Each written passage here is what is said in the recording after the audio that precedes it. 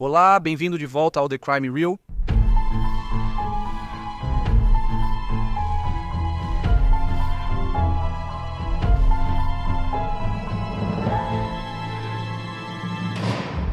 Hoje vamos analisar o caso horrível de Sherry Rasmussen, da Califórnia, que aconteceu em 1986, um caso que levaria 23 anos para ser resolvido e dependeria de avanços revolucionários na ciência forense para que o autor finalmente fosse responsabilizado. Sherry nasceu em 7 de fevereiro de 1957. Ela era uma das 3 filhas de Nels e Loretta Rasmussen. No inverno de 1985, Sherry, de 29 anos, se casou com John Rutten. O casal morava junto em um condomínio fechado na Balboa Boulevard, em Van Nuys, Califórnia. John trabalhava como engenheiro e Sherry era diretora de enfermagem no Centro Médico Adventista de Glendale. Ela teve uma carreira de sucesso na enfermagem de cuidados intensivos e também fazia apresentações e dava aulas para outros enfermeiros. Sherry sempre foi muito inteligente, pulando 2 séries na escola, e era descrita como uma pessoa gentil, amorosa e determinada. Na noite de 24 de fevereiro de 1986, John voltou para casa do trabalho pouco antes das 18 horas. Assim que chegou, ele sentiu que algo estava errado. Sherry tinha ligado para o trabalho dizendo que estava doente naquela manhã, e mesmo assim a porta da garagem estava aberta. No ano anterior, ele deu a Sherry um BMW prata de 2 portas de noivado, mas o carro já não estava na garagem. John sabia que Sherry não estava bem e se surpreendeu ao ver o carro ausente. Ao entrar em casa, encontrou uma cena horrível. A casa estava revirada e no meio do caos na sala, Sherry havia sido brutalmente espancada e baleada várias vezes. Sherry, atlética e com 1,80 m, lutou ferozmente contra seu agressor. O ataque começou na sala de jantar, evidenciado por um rastro de sangue e uma mão ensanguentada. Sherry tentava escapar.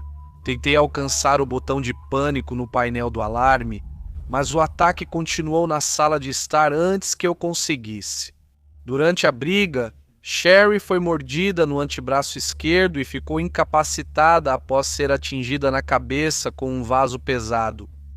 O agressor então pegou uma colcha, presumivelmente para abafar qualquer barulho, e atirou em Sherry, matando-a. Uma autópsia revelou que Sherry levou 3 tiros no peito que perfuraram seu coração, pulmões e coluna. O detetive responsável pelo homicídio, Lyle Mayer, tentou reconstruir os acontecimentos daquele dia. Uma empregada da casa ao lado ouviu uma briga e um grito, mas achou que era um problema doméstico e não contou à polícia. A empregada não se lembrou de ouvir tiro. A teoria era que um assalto deu muito errado, pois Sherry faltou ao trabalho por doença. Presumia-se que o ladrão talvez não soubesse da presença dela e que o assassino fugiu. No BMW de Sherry, vários itens valiosos ficaram para trás, sugerindo que ela saiu às pressas com o carro. O único item pendente era a certidão de casamento de John e Sherry. Lloyd Mahoney, do Instituto Médico Legal de Los Angeles, examinou o corpo de Sherry, mas nada relevante foi encontrado. A marca de mordida no braço de Sherry foi coletada com cotonete e registrada como evidência, mas em 1986 isso trouxe poucas pistas. Os pais de Sherry chegaram a Los Angeles do Arizona no dia seguinte. Eles falaram com o detetive Lyle Mayer, que confirmou que John, marido de Sherry, já não era suspeito. E então explicou que eles estavam procurando por um ou mais ladrões em conexão com o assassinato de Sherry. O pai dela, Nels, chamou a atenção do detetive para o fato de que Sherry vinha reclamando de uma das ex-namoradas de John, que havia sido confrontadora com ela. Essa mulher surgiu no trabalho de Sherry 1 ou 2 meses antes. Nels não sabia seu nome, mas sabia que ela era do Departamento de Polícia de Los Angeles. Nels via essa mulher como principal suspeita, mas a polícia considerava o roubo mais plausível. O carro de Sherry foi achado abandonado 1 semana após seu assassinato, mas não trouxe novas informações para a investigação. 2 meses após o assassinato, a polícia achou que tinha uma pista. 2 homens tentaram roubo perto da casa de Sherry e John. Um deles estava armado, então encontrar esses 2 homens virou o foco da investigação. Fotos foram divulgadas, mas os homens não foram encontrados. Meses passaram e o caso esfriou. Os pais de Sherry ofereceram $10.000 para encontrar o assassino da filha. Os pais dela fizeram de tudo para manter o caso vivo. Em novembro de 1987, eles fizeram uma coletiva de imprensa e reafirmaram a recompensa. Apesar de João ter citado a ex-namorada à polícia no início, ele acabou se afastando, deixando os pais de Sherry como seus defensores. No ano seguinte, Nels escreveu uma carta para o então chefe de polícia, Daryl Gates. Ele pediu que ele investigasse o caso, e mais especificamente a ex-namorada policial de João. Nels não recebeu resposta. Nels também reiterou sua teoria sobre a ex-namorada de João para os detetives envolvidos na investigação e foi informado de que assistia televisão demais. Mesmo assim, os pais dela continuaram buscando respostas. A mãe de Sherry, Loretta, ligava regularmente para o departamento de polícia de Van Nuys em busca de atualizações sobre o caso. Em 1993, 7 anos após a morte de Sherry, os pais dela viajaram para Los Angeles para se encontrar com um dos detetives que havia herdado o caso. Após a aposentadoria de Lyle Meyer, seu sucessor comunicou a Nels e Loretta que revisou as anotações originais do caso e tentou avançar na investigação. Mas a perspectiva de gerar novas pistas era ruim e a polícia não conseguiu identificar nenhum suspeito. Nos anos seguintes, houve alguns avanços, como a descoberta de que a mordida no braço de Sherry foi feita por uma mulher. No entanto, o aumento de casos arquivados investigados por avanços no DNA causou atrasos significativos na revisão.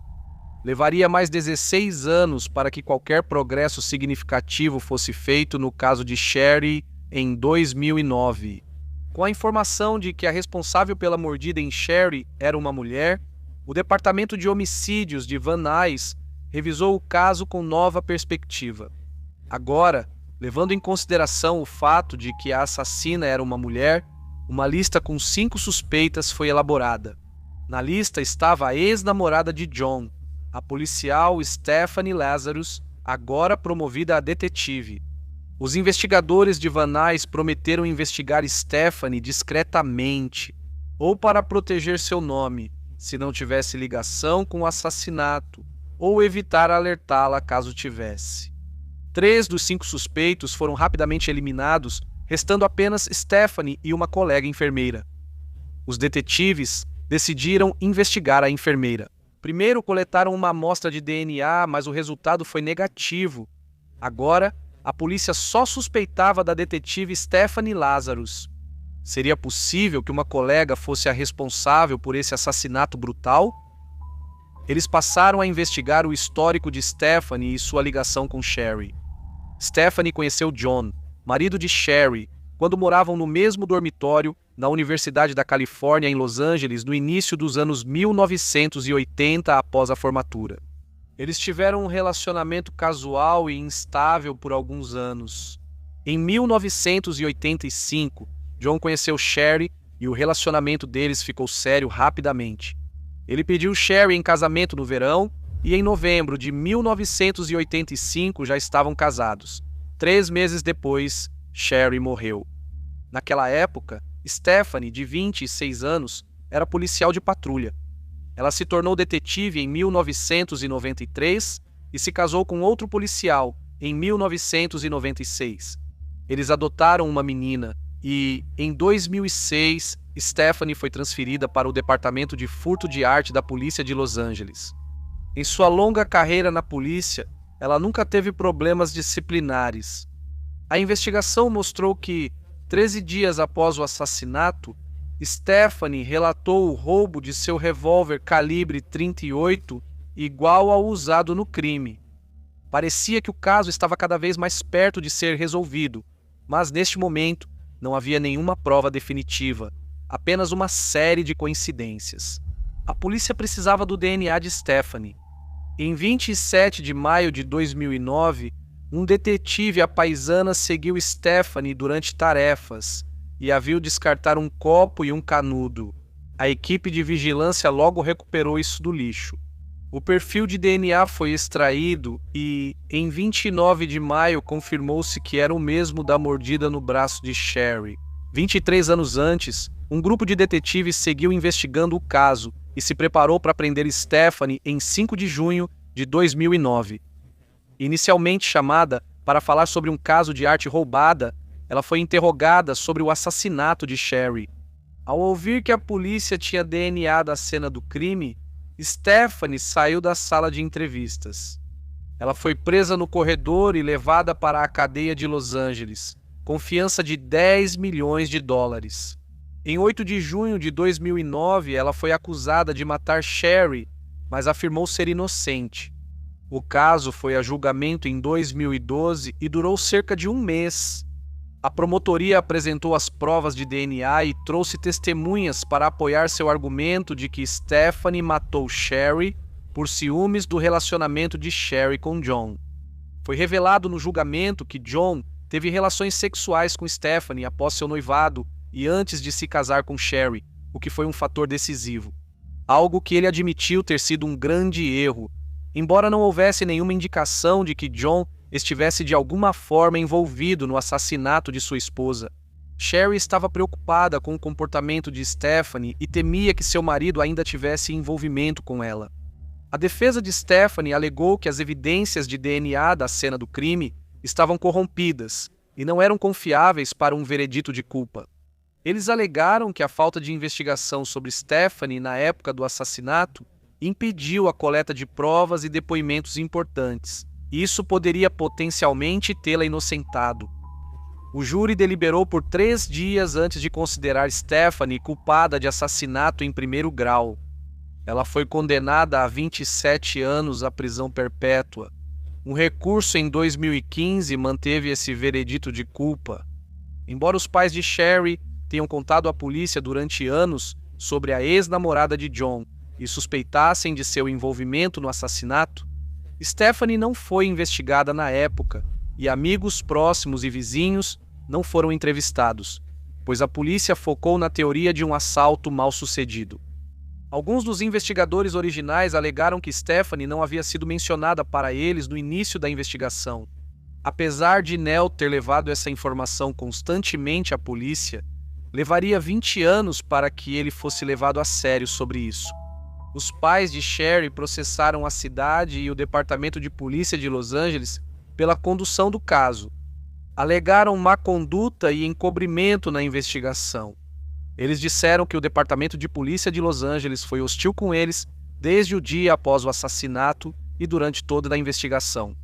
Eles também questionaram por que Stephanie, como policial, pôde revisar regularmente os arquivos de um caso ao qual era conhecida por ter ligação. Esse processo acabou sendo recusado com base no prazo de prescrição, que expirou em novembro de 2023. Stephanie, aos 63 anos, compareceu pela primeira vez à Junta de Liberdade Condicional e admitiu participação na morte de Sherry. Porém, ela não pediu desculpas aos familiares e minimizou o crime, dizendo que não quis matar Sherry. Em dezembro, foi informado que Stephanie estava elegível para a liberdade condicional.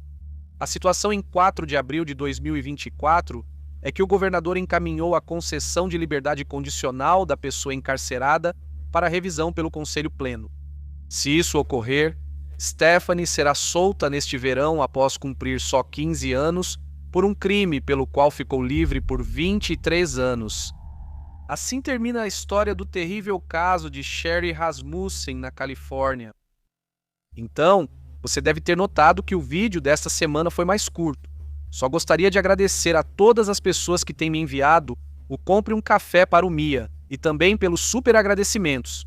Isso realmente me ajuda e eu agradeço muito essa ajuda.